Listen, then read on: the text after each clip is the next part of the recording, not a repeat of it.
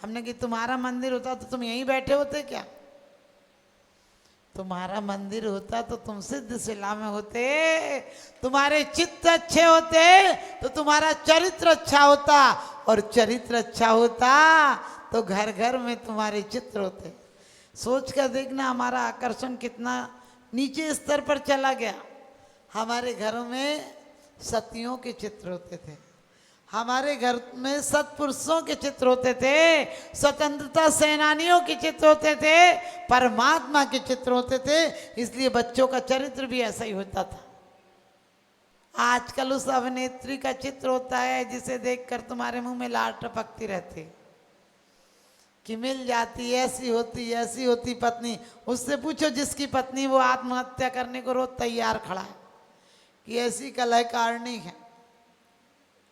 कभी भी चित्त को चरित्रवानों की तरफ लगाना, तुम्हारा चित्त और चरित्र दोनों सुधर जाएंगे। उन अभिनेताओं को अपना आदर्श बनाते हो जो चप्पल जूते की तरह पत्नियां बदल लेते हैं। एक पत्नी ने केस दायर किया कि मुझे इसके साथ नहीं रहना, तो भी चर्च की घंटियां ही बज रही थी, गए घर तक नहीं गए। जज ने पूछा ऐसा क्या हुआ, अभी तो तुम लोग घर तक नहीं गए, रहे नहीं, क्या हुआ? तो वो पत्नी बोली इसके साथ नहीं रह सकती। बोले बताओ तो क्या हुआ? बोले इसने बड़े साइन कर दिए मेरे से। आप समझ गए, इसने जो साइन किए हैं वो बड़े कर दिए मेरे से। सोचो जिन बच्चियों की सोच ऐसी होगी वो अपने घर को क्या बड़ा कर पाएंगे। और एक बार तो वो कहने लगी मैं अपने बच्चे को डॉक्टर बनाऊंगी। शादी को 2 ही महीने हुए थे और बोले डॉक्टर बनाऊंगी। पति बोला कि मेरे पास बहुत केस है, मैं तो वकील बनाऊंगा।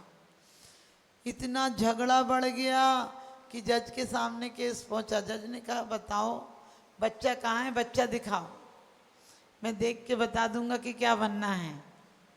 बोले अभी तो अता पता नहीं। आप समझ गए, तुम्हारे झगड़े भी ऐसे ही हैं, तुम्हें कुछ पता नहीं। रूखन विकाया भाग्य बसते, देव एक इंद्रिय हुआ। क्या कह रहे, क्या तुम्हारी कीमत हुई? कभी कभी आप लोग पालक मेथी खरीदते हैं तो थोड़ी सी सौंफ वो फ्री में डाल दे, कीमत तक नहीं थी। उन पर्यायों को हमने प्राप्त किया। देव उत्तम हुआ, चांडाल हुआ, भूप कीड़ों में गया। क्या औकात है तुम्हारी, क्या साथ है? कितने अकड़ते हो, ऐसे अकड़ते हो जैसे कि दुनिया में तुमसे बड़ा कोई नहीं है। आपने देखा जब तूफान आते हैं छोटी धूप का बाल बांका नहीं होता है और बड़े पेड़ गिर जाते हैं। बड़े हुए तो क्या हुए, जैसे पेड़ खजूर और पंछी को छाया नहीं, फल लागे अति दूर। बड़े बड़ाई ना करें, बड़े ना बोले बोल, और हीरा मुख से ना कहे बड़ो हमारा मोल। आप लोग पढ़ते भी हैं कि मान महाविश्वरूप करई नीच गति जगत में, कोमल सुधा अनूप सुख पावे प्राणी सदा। ध्यान रखना, हमेशा क्रोध और अहंकार छोटों को आता है, छोटों को आता है। बड़े लोगों को अंदर अहंकार नहीं होता है।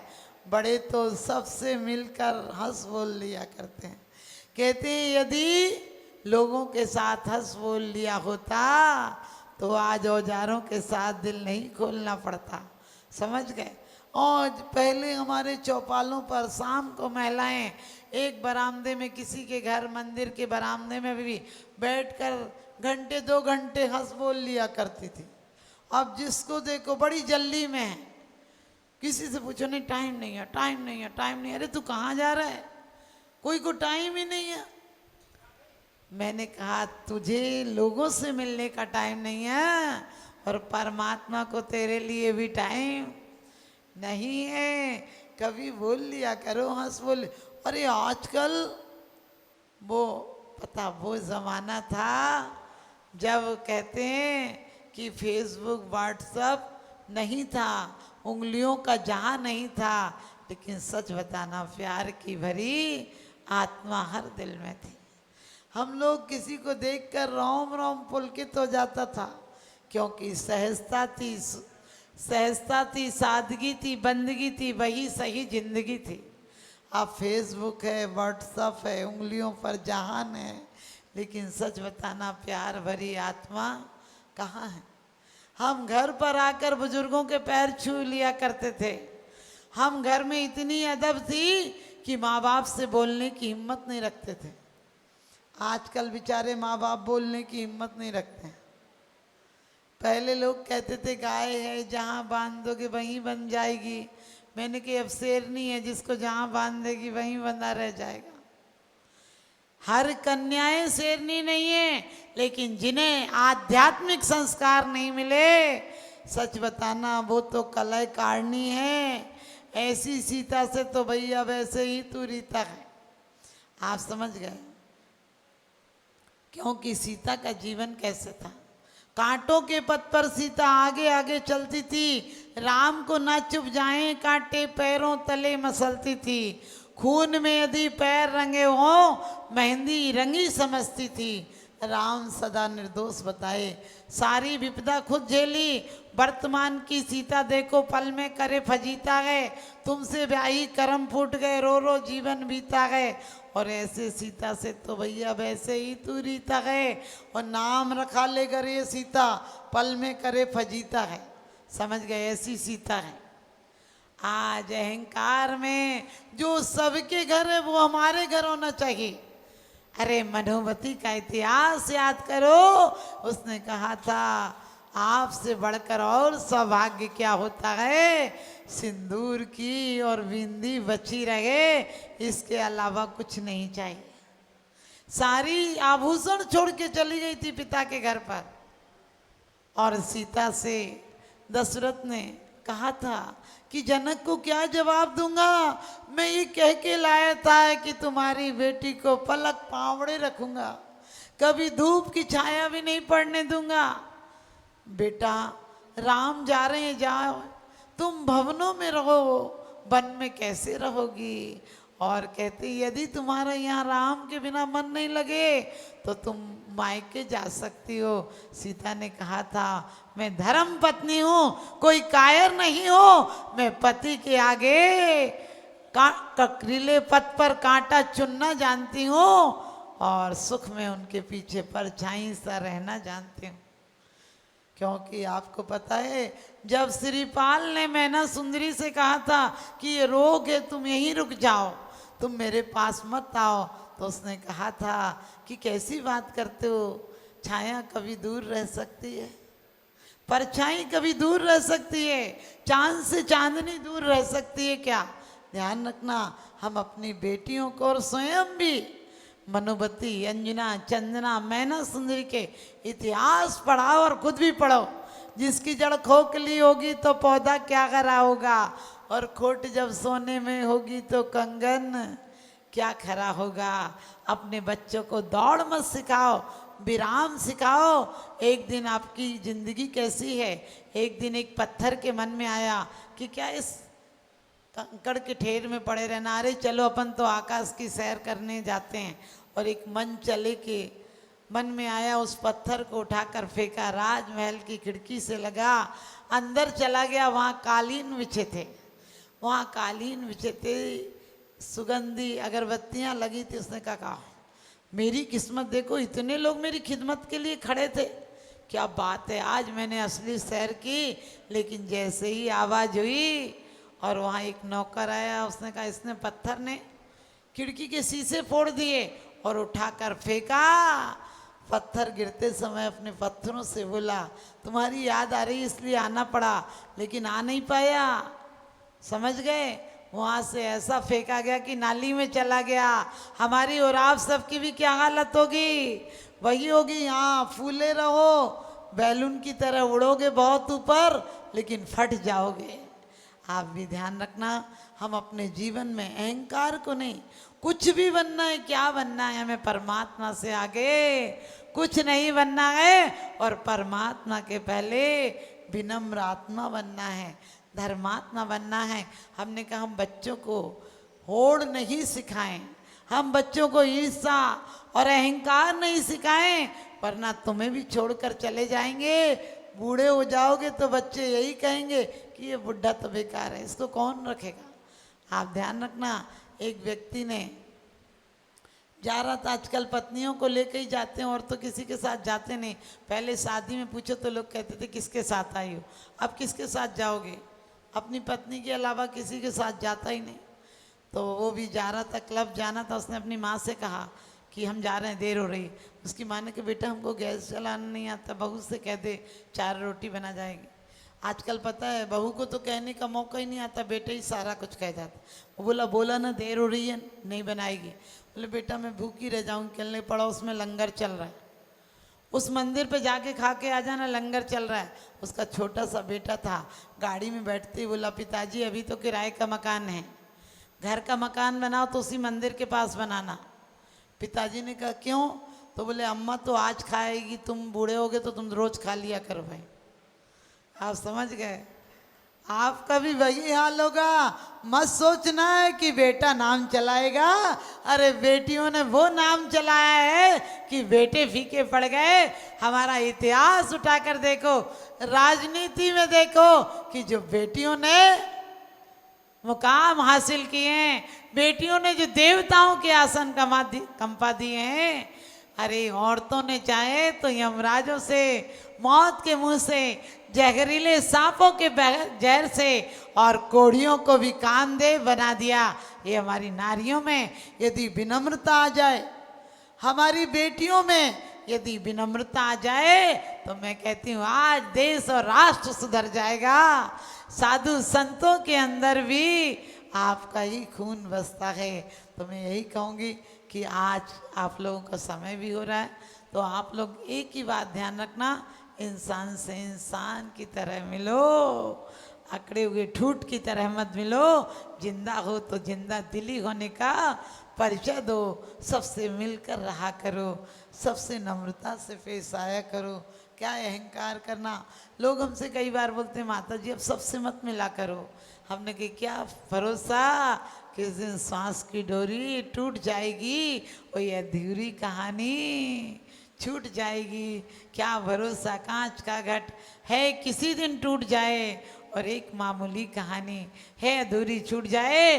परमात्मा ने तुम्हें राजा बनाकर भेजा है, तुम भिखारी मत बन जाना। क्योंकि एक संत के पास एक चूहा आने लगा था, संत के पास कोई प्रसाद चढ़ा जाता था तो चूहा खा लेता था, थोड़ा बहुत जो गिरता था। धीरे धीरे एक दिन बिल्ली आई तो चूहा डर के बिल में घुस गया। फकीर को दया आई, उसने कहा कि बिल्ली भाव।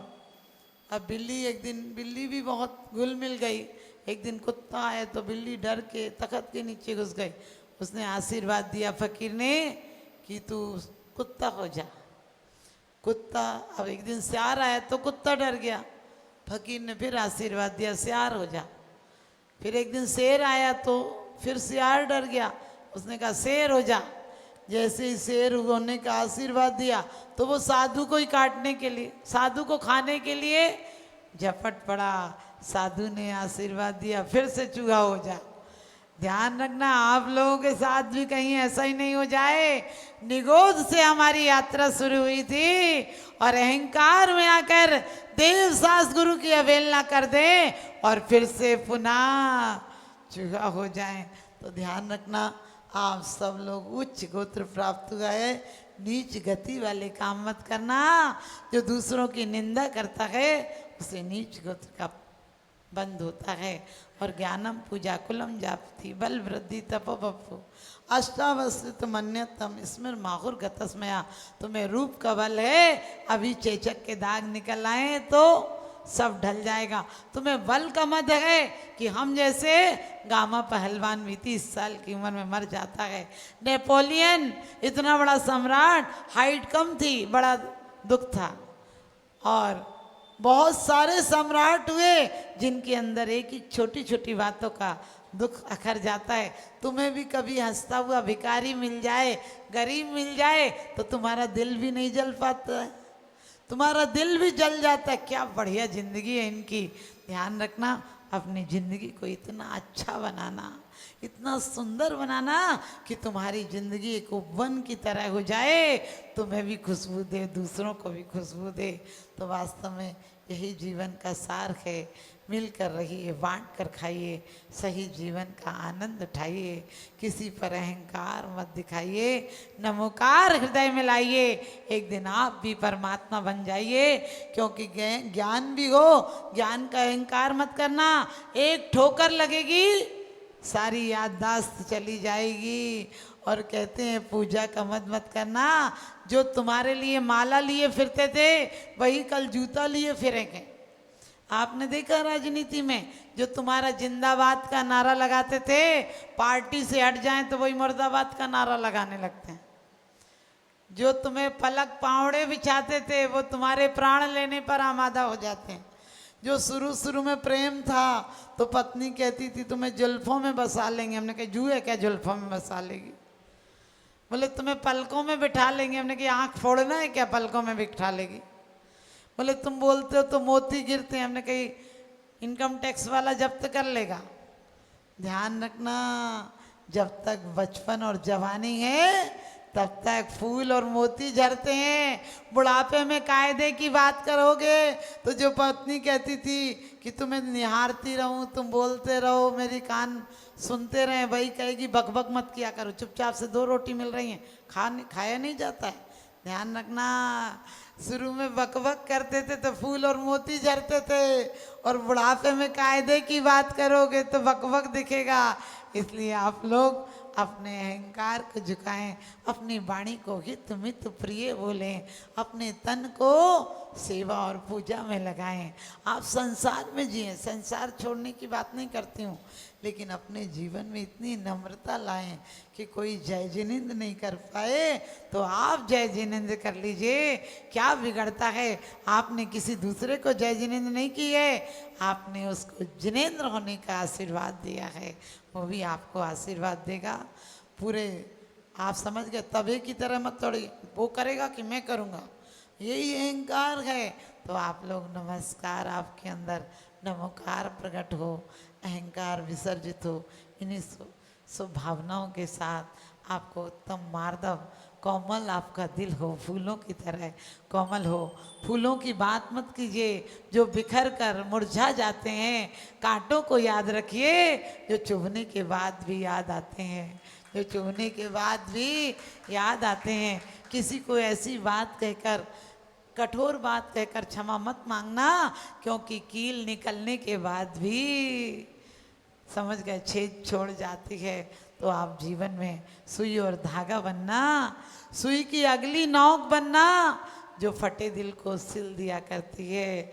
सुई की वो नोक मत बनना, बिना धागा की सुई मत बनना जो घाव ही घाव किया करती है। सागे धागेदार सुई बनना जो सिल दिया करती है। आज आपको मार्दव धर्म के दिन अपने आप को आजमाना है कि किसी से अहंकार में यदि कोई बड़ी बात कह दी हो तो आज नम्रता पूर्वक उससे क्षमा याचना करना। इन्हीं स्वभावनाओं के साथ बोलिए उत्तम मार्दव धर्म की, तुम लोग बाबा है कि बोलिए टीकमगढ़ के सभी जिनेंद्र भगवान की, आप सभी होने वाली परमात्माओं की। अरे अपने परमात्मा होने में इतने डरते क्यों? चलिए।